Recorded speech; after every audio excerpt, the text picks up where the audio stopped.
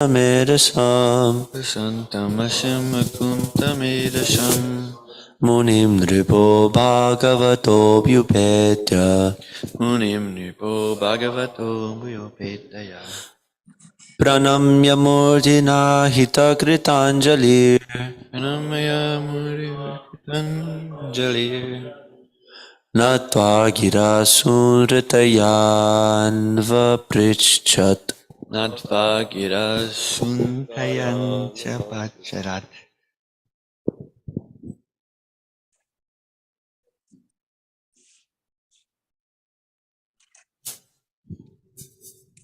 Prashantamashi namakunta medhasam Vasantam asinam kuntamedasham Munim nripo bhagavato pipetya Munim nipo bhagavato bhuyopetaya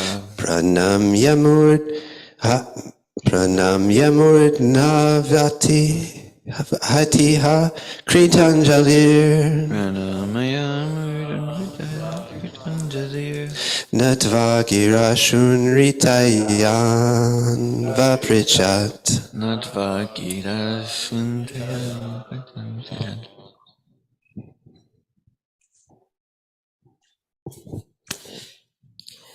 Prashantamashinam akunta medasham Prasantamasninam gakuntamedasham Munim nirpo bhagavato bhupetya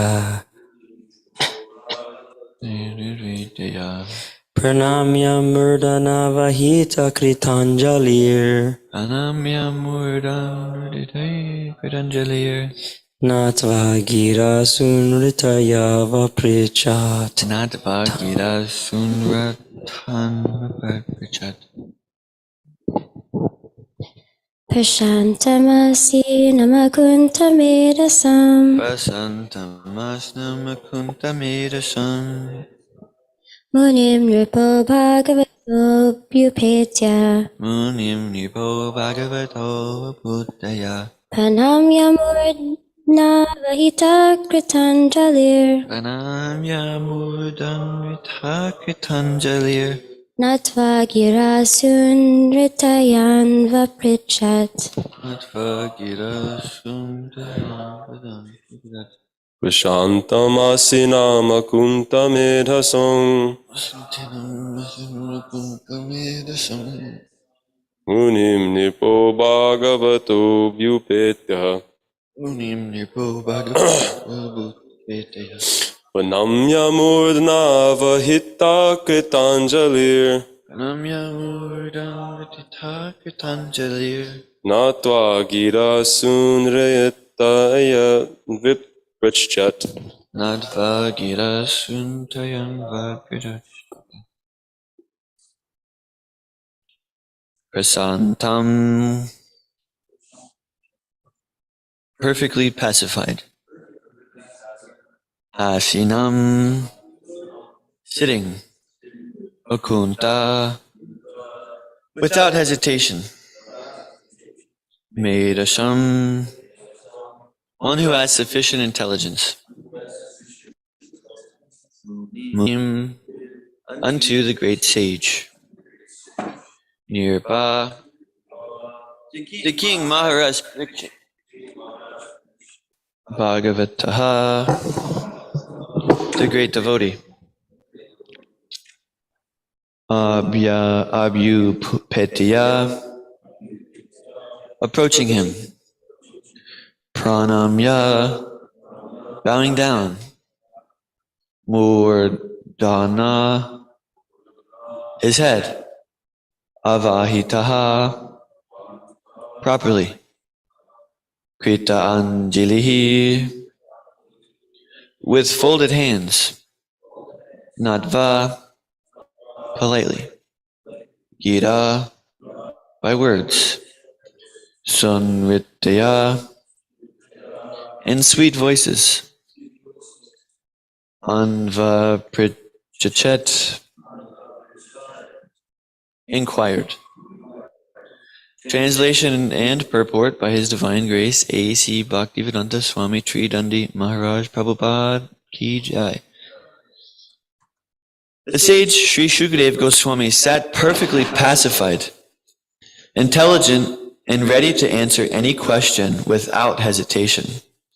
The great devotee Maharaj Parikshit approached him, offered his respects by bowing down before him, and politely inquired with sweet words and folded hands.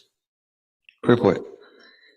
The gesture now adopted by Maharaj Parikshit of questioning a master is quite befitting in terms of scriptural injunctions. The scriptural injunction is that one should humbly approach a spiritual master to understand the transcendental science. Maharaj Parikshit was now prepared for meeting his death, and within the very short time of 7 days, he was to know the process of entering the kingdom of God. In such important cases, one is required to approach a spiritual master. There is no necessity of approaching a spiritual master unless one is in need of solving the problems of life. One who does not know how to put questions before the spiritual master has no business seeing him. And the qualification of the spiritual master is perfectly manifested in the person of Shukadeva Goswami. Both the spiritual master and the disciple, namely Sri Shukadeva Goswami and Maharaj Parikshit, attained perfection through the medium of Srimad Bhagavatam. Shukadeva Goswami learned Srimad Bhagavatam from his father, Vyasadeva, but he had no chance to recite it. Before Maharaj Parikshit, he recited Srimad Bhagavatam and answered the questions of Maharaj Parikshit unhesitatingly. And thus, both the master and the disciple got salvation.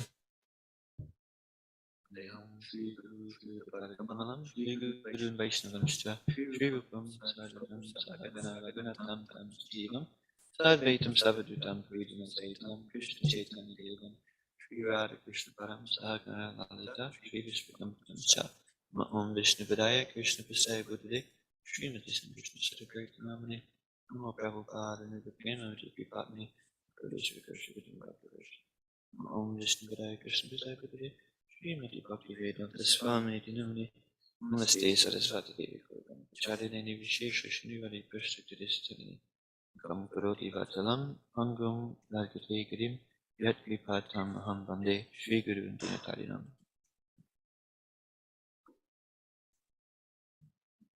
This one single text here is setting the mood for the entire Srimad Bhagavatam. And quite frankly, for the entire devotee's mood that he should learn to develop. We can read here that Maharaj Parikshit is approaching Shukadeva Goswami very humbly with folded hands, ready to receive the message of Srimad Bhagavatam, ready to receive the message of Krishna.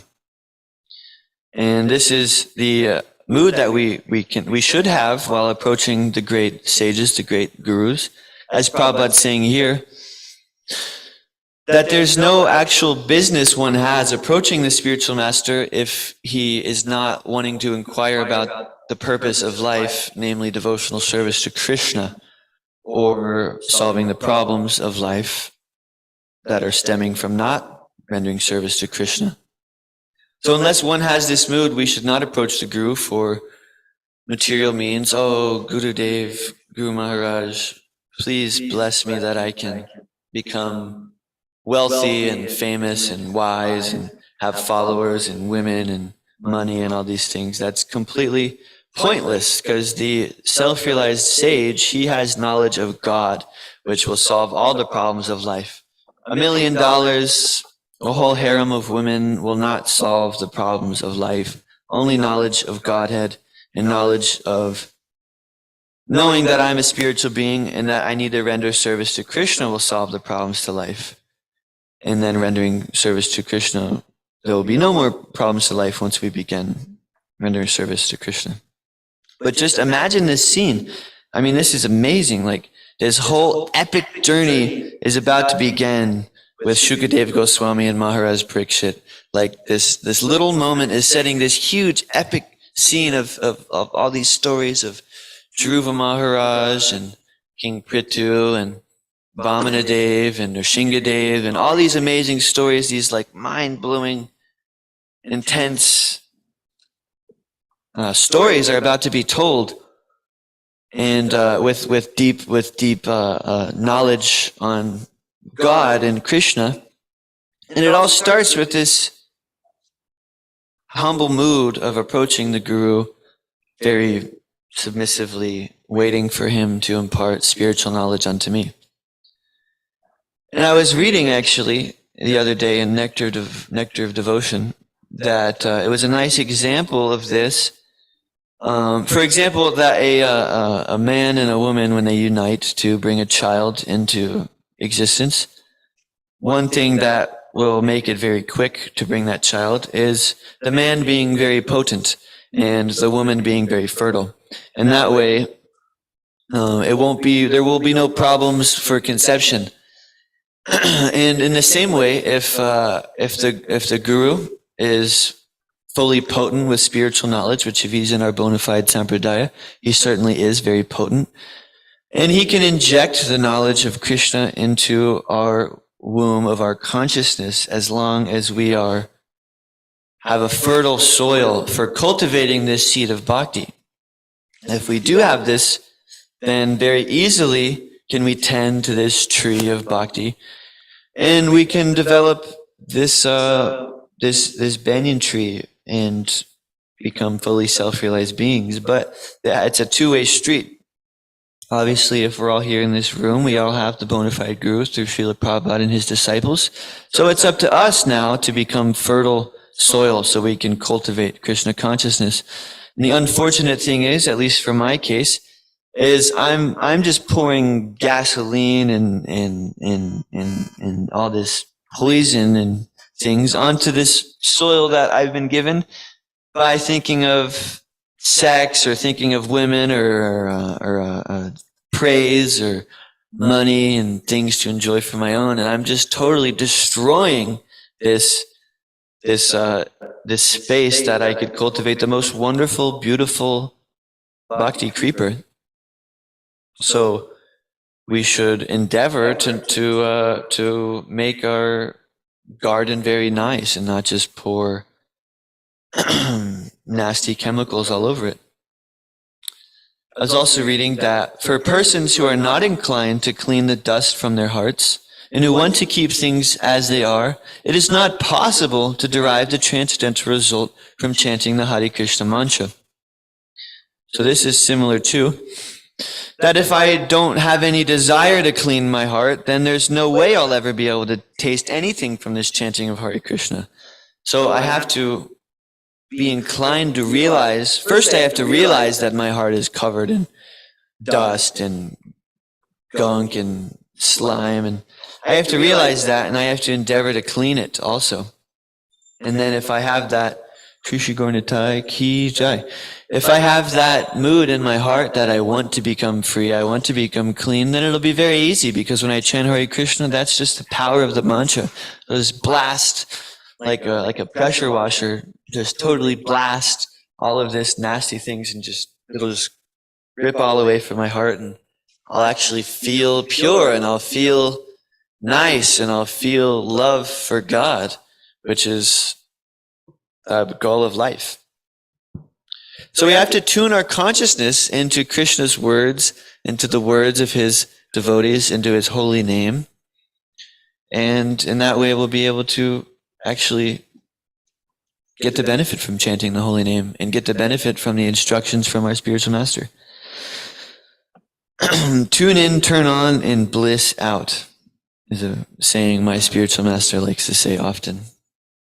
He also likes to say that it's like a radio station.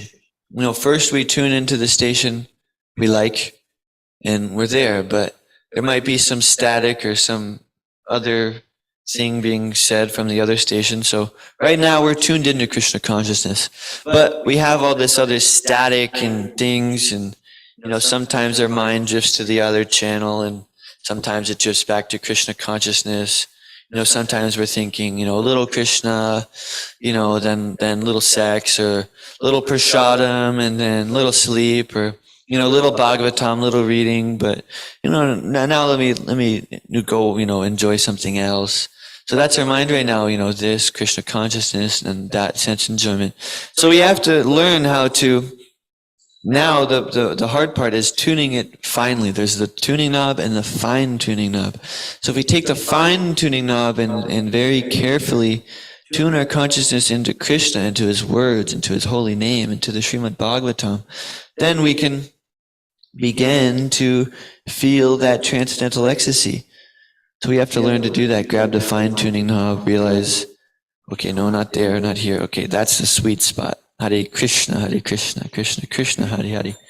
Hare Rama, Rama Rama, Hare Hare. Then we can taste transcendental bliss. Actually, it's our only business to do this fine tuning, because we could die at every moment. Like Shukadev Goswami, Maharaj Parikshit's approaching Shukadev Goswami because he knows he's going to leave his body in 7 days. But we don't know when we're going to leave. We could die at any single moment. Like I could just have a heart attack and die right now sitting here on this seat and just leave my body. And it could happen to anybody. It could happen while I'm driving down the street. I could get in a car wreck and die, or I could have a heart attack and I could die. Like my mother's husband, my stepfather, just one day he's sleeping in their bed and all of a sudden he has a heart attack and he died. He died right there in his bed as they went to bed, just like normal, and then wake up in the middle of the night and he's in the middle of dying. So that could happen to anybody. That's a personal experience that I had to help me realize that yes, this life is so temporary. These bodies are so fragile. At any single moment, I could leave my body and I could die. Any single moment, and I don't know where I'm going to go because I'm not fine-tuned into Krishna. My consciousness is still like a radio going back and forth. So we really have to just try. I really have to try to endeavor to become pure, to be fully tuned into Krishna at every moment, all times, places, and circumstances. At every single moment of my day, not a single thought, word, deed, action, in all times, places, and circumstances goes by where I'm not thinking of Krishna and how to please Krishna, or at least how to please his devotees. And that way I'll always be fixed up in God consciousness. I was reading something else very nice, that if one develops unalloyed devotion to the Lord, liberation will follow the devotee as his own maidservant. This is from Bilvamangala Thakur. He confirms this. That if we simply develop unalloyed devotion, Moksha Devi will always be there as her own maidservant. She'll be serving us. She'll be ready to serve us. And it says here, develops. So we have to develop it. It takes time. It's not just going to be something quick. Although it could be in 1/11 of a second it said one can attain all perfection. But for us who are struggling, we still desire those other things, we still tune into that, then it will take time. We have to develop the practice of tuning in nicely. And alloyed means mixed. So we have to develop unalloyed devotion, not mixed. So we have to be fully unmixed, just pure as it is. And then it may take time to develop that, but we have to separate all the garbage that's blocking us from devotional service and stop the mixed devotional service. And that way, moksha will always be there for every moment and ready to serve the devotee. And that's the interesting thing. His liberation's right there, but the devotee has no interest in it. He's already liberated because he's serving Krishna directly. And that's all that happens in the spiritual world, service to Krishna directly. So in that mood, he's actually already liberated. There's not a single moment where he doesn't think of Krishna, think of how to serve Krishna, relish Krishna's nectar appearance, relish the smell of incense or flowers offered to Krishna, always thinking of Krishna's lotus feet, always desiring the lotus feet of Krishna or his pure devotees to be on their head. So all these things is the level we can develop, but we have to have the desire to do that. And it starts with approaching the Guru very humbly. So we have to learn to do that also. Sometimes we're around the devotees or the Guru, and we're not in that mood of surrender. and that is blocking us from advancing very quickly. And if we have that mood, we'll go on the most ecstatic journey, the most ecstatic adventure. The Guru, he's waiting to give us that, actually. He's waiting to give us the most ecstatic adventure in Krishna consciousness. He wants to send us all over the world, all over the place, to deliver this suffering world from material entanglement. And if we have that humble mood of meekness and ready to take his instructions, he can do amazing things with us. He can send us on the most amazing adventure. But we think we can go on our own adventure of sense gratification, but that's not very enlivening, actually. So just imagine if we have that, what can be done with us, what our Guru and what Krishna can do with us. We can become perfect conduits. It's kind of interesting. I don't know if anybody here is familiar with Lord of the Rings, but it's a nice example we can kind of take of this adventure that Mr. Frodo Baggins is going on. He's been given this ring of power, which is representing, lust and greed. If I have this, then I can control everything. I can be God. But actually, it totally destroys the possessor of it. And he's slowly realizing that, but he's going on this journey to destroy it once and for all. He has it within his heart. He realizes it's tormenting him at every single moment. But he has to cast it into the fire, get rid of it, and sacrifice this power, this lust, and this greed. And he sees also this person, this entity named Shmeagol, who's totally corrupted by it. And he sees this person's absolutely been corrupted by lust, anger, greed, madness, illusion, and envy. I don't want that for me. I want to do good. But he slowly is starting to turn into that. And at the last moment, he's fully lusty and greedy, and he doesn't want to cast it in, but this lusty and greedy person comes and totally takes it, and then the ring is dissolved. So we have to have that mood of just casting it away. Cast away this lust and greed. Throw it into the fire. Burn it up. There's no need for it here. It's just going to torment me and make me into this disgusting creature who's just looking to enjoy and exploit. But if we can cast that away from our hearts will be fully pure, and we'll be ready to be pure servants of Krishna and help Lord Chaitanya. Be not help him, but be instruments for him to deliver this world from material suffering. Thank you very much. Does anybody have any comments, questions, or anything they'd like to share? Valmiki Prabhu. Thank you, Prabhu, for your nice class. So many points. I really appreciate it. And one point was there that everything started from now, right? What we are reading, like whole stories and everything. And you mentioned that submissive attitude of Maharaj Parikshit to his guru, Shukara Goswami. So everything will start also for us if we have this submissive attitude, and all the stories and everything will be there also. Thank you. Jai. The most ecstatic adventure is awaiting us. Magadhari Prabhu? I like this point. I think it's one of these last words in the last word of the shloka one was politely, natva, right? Politely, yeah.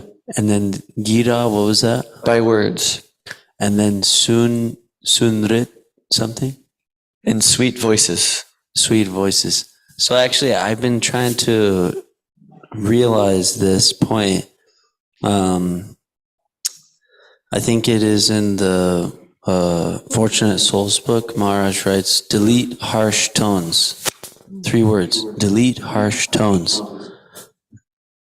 Doesn't really work,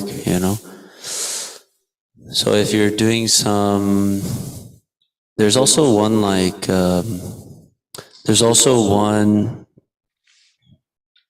some sort of like Vedic knowledge, some sort of shloka. It's not in our text, but I think it was quoted somehow. And it says that why should I be? Everyone loves to hear sweet words, to be spoken to politely and things like that. So why should I be a miser and not give it? And so these 2 points I've been trying to think about, because so often we are feeling impassioned in the moment and we speak, and the tone of our voice ends up playing a large role. And for some reason I can't seem to connect it so well that what I'm saying is really important. This really matters. I'm saying something which is really logical and it's really important, but they don't hear that thing. They just hear that tone. So in all of our relationships, it's important. But I'm still trying to figure out how to make it happen. I don't know how to make it happen, Prabhu. I always get in these quarrels just because of my own voice, tone of voice. But yeah, actually, I just had an interesting thought, is that, sometimes people for example, like Prabhupada, when he's like chastising somebody, his tone of voice, sometimes might be very heavy, but he doesn't have that, like the tone is still actually pure and it's still not disturbing because he's coming from a place of love. So if we're speaking from a place of lust and envy and greed and madness, then naturally it's going to disturb people and send them off. But until we can develop that mood of pureness, then yeah, we should probably be very sweet with our words, even if we are disturbed, and learn to put our emotions aside, because our emotions are not us either. They're just a concoction of the mind. Our material emotions, that is, just a concoction of the mind. Anybody else have any points? Dr. Fred?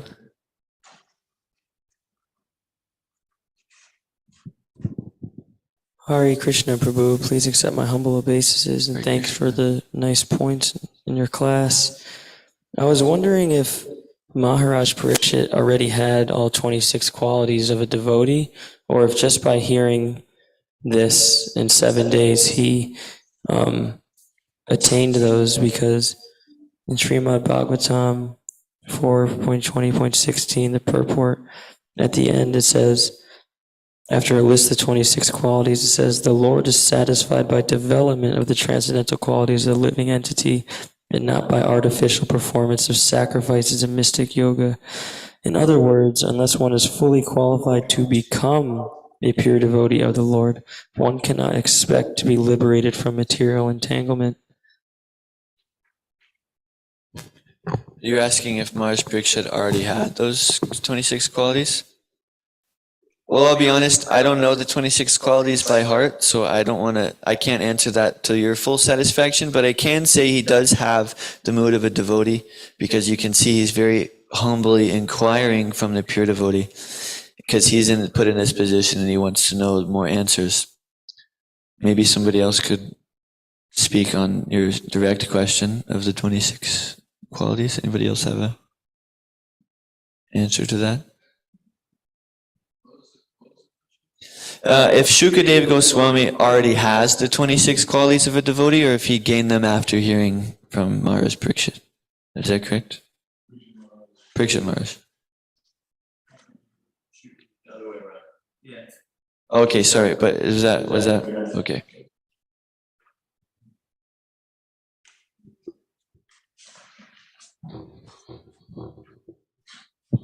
Yeah, I heard a lecture by Srila Prabhupada just today on that. They stated a couple of the qualities of Sukadeva Goswami, and Prabhupada was talking about the 26 qualities of a devotee and the qualities of Krishna.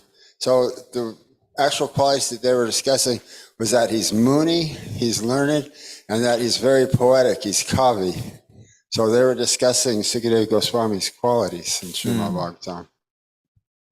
Jai. Oh yeah, well, what Prabhupada was saying is that, and I think you just read it too. Maharaj Prishket became perfect by hearing Srimad Bhagavatam, and Sukadeva Goswami is perfect because he was reciting Srimad Bhagavatam, so it's hearing and chanting like that. So he was a qualified listener and a qualified chanter. Jai. Any last points, questions, comments, corrections?